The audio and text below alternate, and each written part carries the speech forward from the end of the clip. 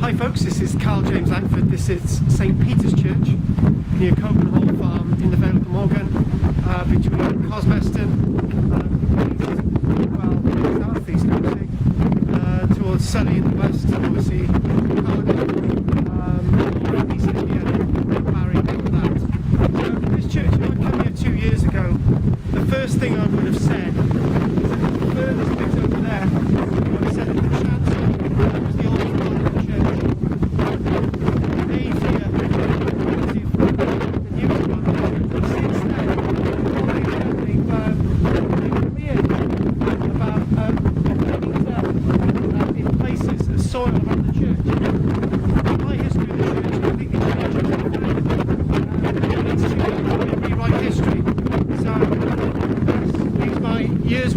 years and years worth of knowledge.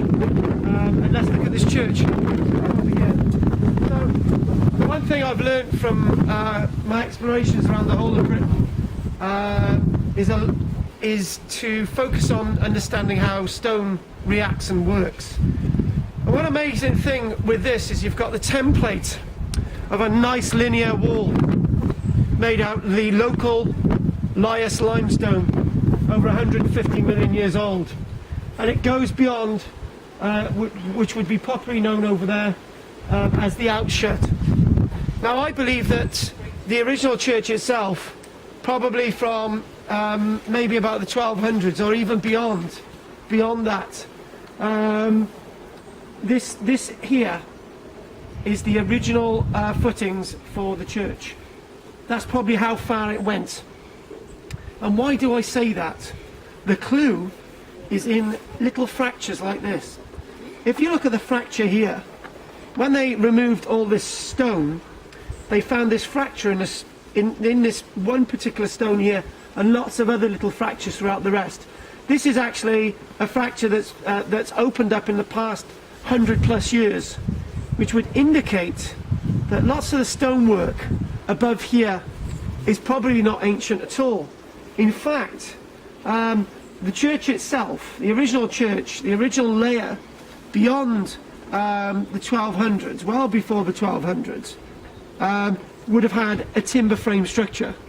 And a timber frame structure would have vaulted, a crux frame structure, several bays, one on the gable end, maybe a bay here, maybe a bay there, maybe a bay towards the end of the length of this nave. And back to this little crack. This is what's intriguing about this little crack. I've seen a lot of buildings in Britain, and lots of the ones that have cracks like this are to be found in block structures in Scotland.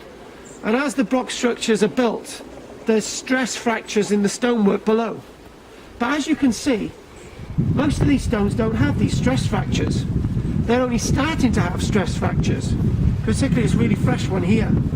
And that would mean that way in the medieval past, over 800 years ago, there wasn't the stress on these walls. It was a timber stress with a thatched roof.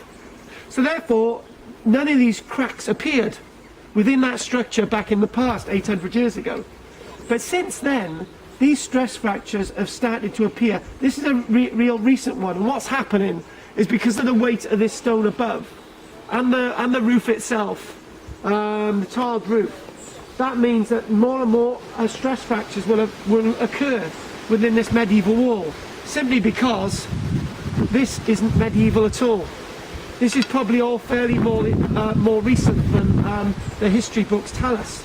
This is the medieval church, but this above isn't. If we actually come a bit further on, you can actually see that that is actually sitting on the soil level.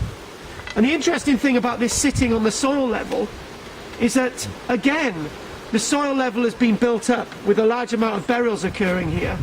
And with the soil level building up, they've just sat this wall on it in more recent times. As we get to the end of this little video, we follow this wonderful piece of stonework here. I'll grab that, here we go.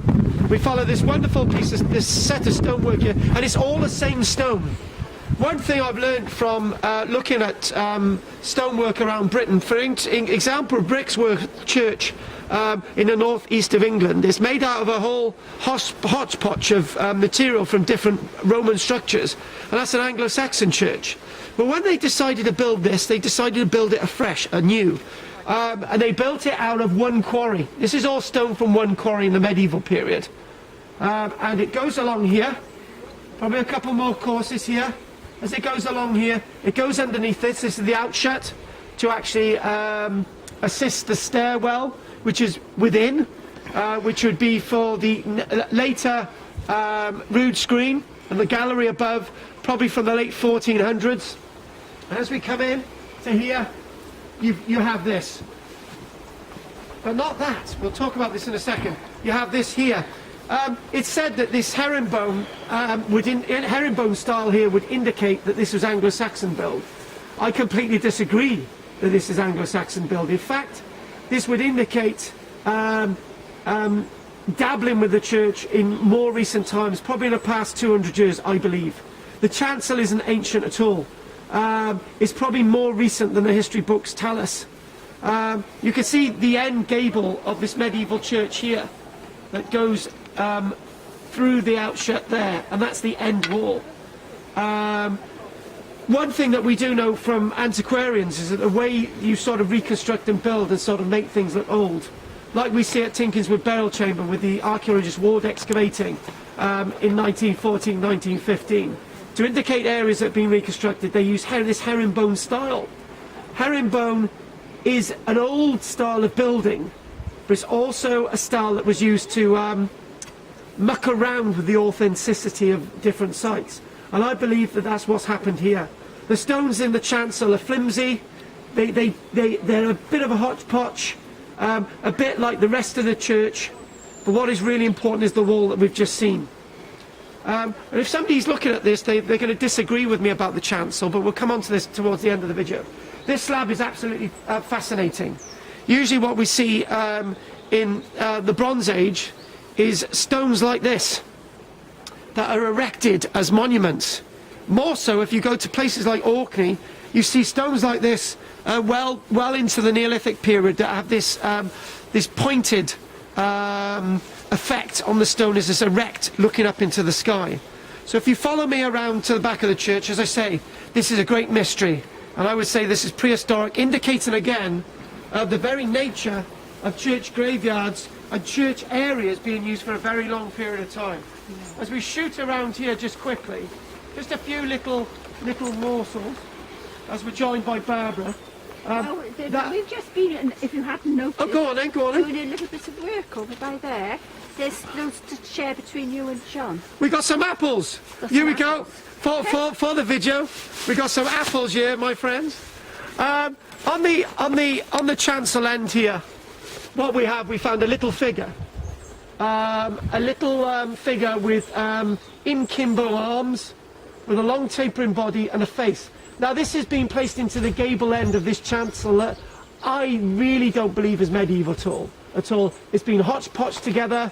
There's no big sort of medieval gable window.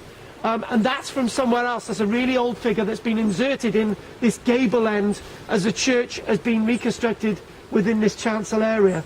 Just two last points here. So we see that. I'm going to get a ladder and look at that in the future. Two last points. Yew trees indicating that this has been a hallowed place for a long period of time. That yew tree, without really looking at it, I would say that that's probably more than about 600-700 years old. And if we look here, one interesting thing is this. Look at this wall finally. You have certain sandstone windows. They really don't fit here at all. I think these certain sandstone windows by Ogmore by Sea have been put into the chancel. Much later on, they've been removed from further in the church, and they've been replaced by these very ghastly Victorian windows. So it's actually a lot of food for thought within this church. I know it's going to upset a lot of people, but then again, a lot of people will agree with this video. So what we're going to do, John, this is Karl-James Langford, filming by John, Ponytail John from Archaeology Cymru, and Barbara, who's just handed me the apples. Sally's over scrumping apples at the tree. And this is the video over and out for Archaeology Cymru with my Sully class. Thank you very much. What you do is just press the button. That one? Yeah, anything. Just press anything.